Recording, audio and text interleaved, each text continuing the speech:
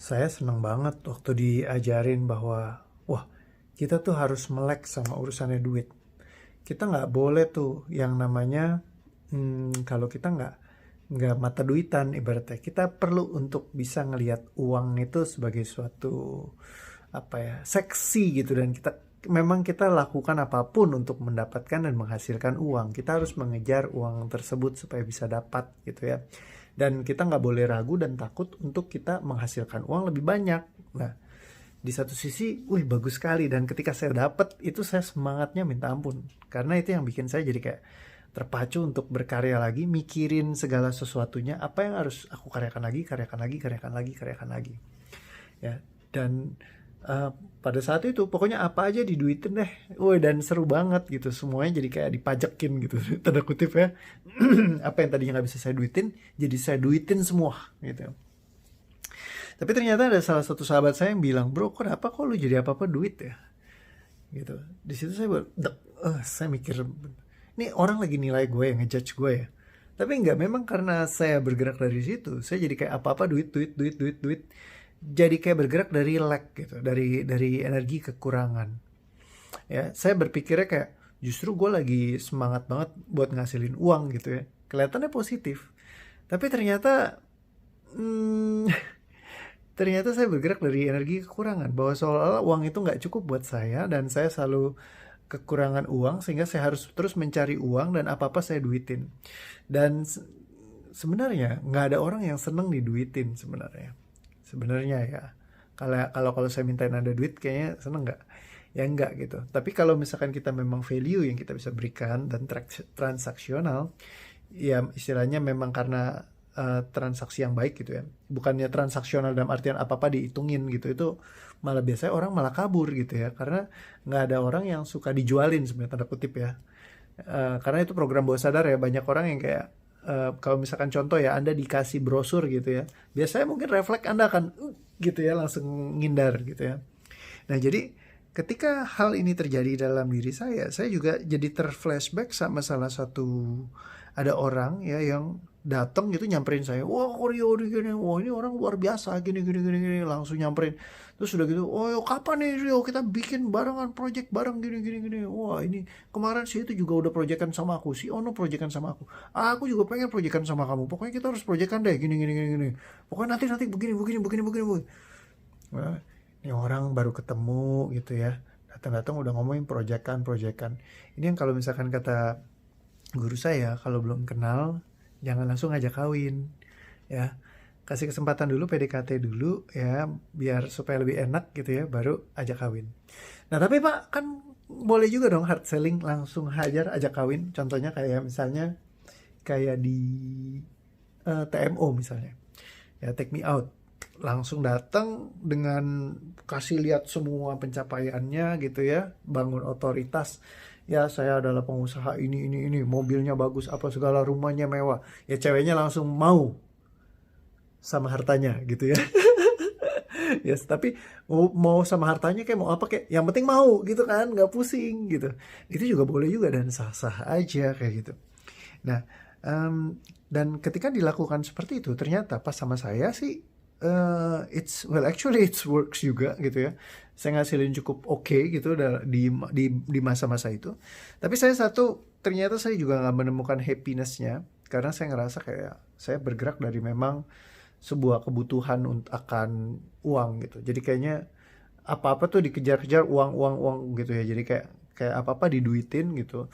Dan ternyata ya saya juga pas lagi dilakukan itu sama orang tadi, contohnya ya, saya juga nggak merasa nyaman. Dan ternyata memang teman-teman saya juga ngerasa nggak nyaman, karena apa-apa dihitung, apa-apa diduitin. Dulu tuh si Rio dikenal memang karena orang yang selalu berbagi ya. Dan saya ngerasain rezeki saya makin meningkat ketika saya berbagi. Di saat saya justru bergerak dari kondisi seperti itu, malah income saya ada turun, terus saya jadi dibenci sama orang lain. Ya, ada yang tadi hubungannya kita bagus banget, jadi tiba-tiba berantakan, dan saya harus memulihkan itu hampir 1 tahunan untuk memulihkan hubungan itu. Karena apa? Saya bergerak dari sebuah kekurangan, dan saya jadi tiba-tiba yang dulunya saya fokus dari berbagi, suddenly saya apa-apa uang, uang, uang, uang, uang, uang, uang, uang, uang, apa-apa tuh saya duitin. Nah ternyata lucunya di saat kita nggak needy, kita nggak kayak orang yang setengah mati akan uang itu, justru uang malah datang dengan lebih banyak gitu. Itu lucunya ya, kayak paradoks kalau kata orang. Sesuatu yang kebalikannya gitu.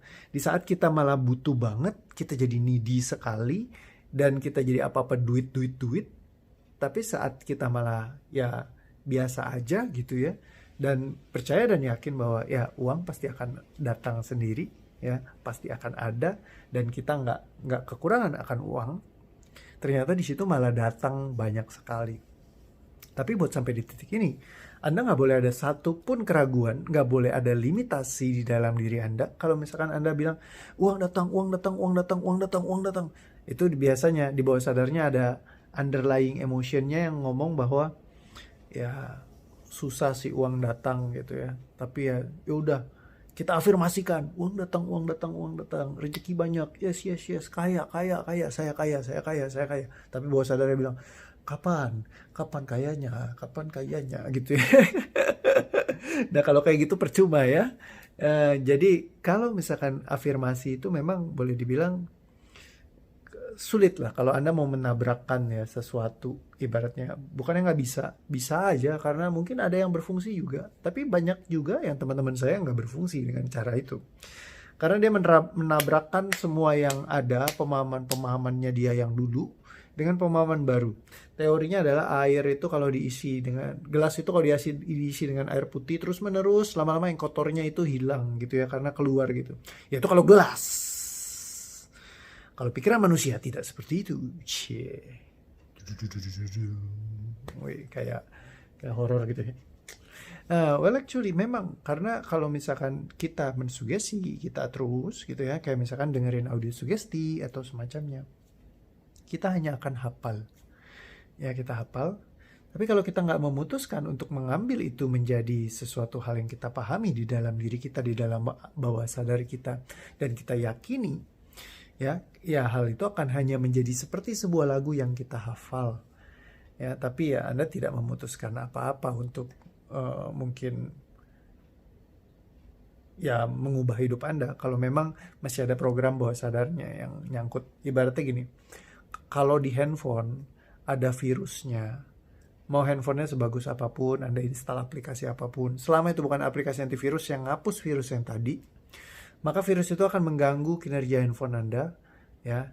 Dan seberapa banyak pun Anda install program positif Anda, ya ceritanya kan ya program positif nih, install program money management, problem magnet uang, kekayaan, magnet rezeki, magnet keberlimpahan lah, apalah, tapi di bawah masih ada virusnya underlying, ya mencret, nggak jalan. Karena apa? Susahnya setengah mati. Kalaupun jalan, ya mati-matian lah ya.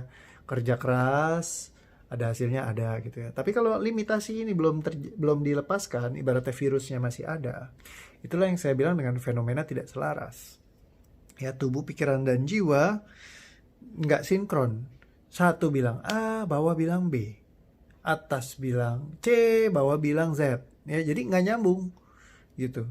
Satu sisi yes, yes, yes, go, go, go, kaya, kaya, kaya, hore, hore, hore, hore, hore. Di bawah sadar, kaya dari Hong Kong, ya utang aja kemarin belum bayar 10.000 sama si abang di depan, ya. Jadi itulah jadi nggak sinkron. Jadi yang pertama kali harus dilakukan adalah lepaskan dulu semua virusnya, lepasin dulu semua limitasi hambatannya, baru deh kita ngomongin tentang kesuksesan. Kita ya semua yang kita belajarin, semua aplikasi di dalam handphonenya kita ini, handphone bawah sadarnya, aplikasi sukses, aplikasi cara cari uang, ya kan duit mesti dicari, itu aja duit mesti dicari ya, sebenarnya nggak usah dicari ya, biarin datang sendiri. Aplikasi bikin value, aplikasi bisnis, datang ke training, ke apa segala macam, ilmu kuliah, ilmu dari sana sini, A, B, C, D, F, G, H, I, J, K, L, M, N, itu akan berfungsi dengan sangat baik ketika semua virus sudah dieliminasi, sudah dimusnahkan dulu. Jadi yang pertama adalah hapus semua virus-virusnya, ya sehingga semua handphone Anda bisa berfungsi dengan baik, dengan luar biasa, dan menghasilkan hasil yang dahsyat juga.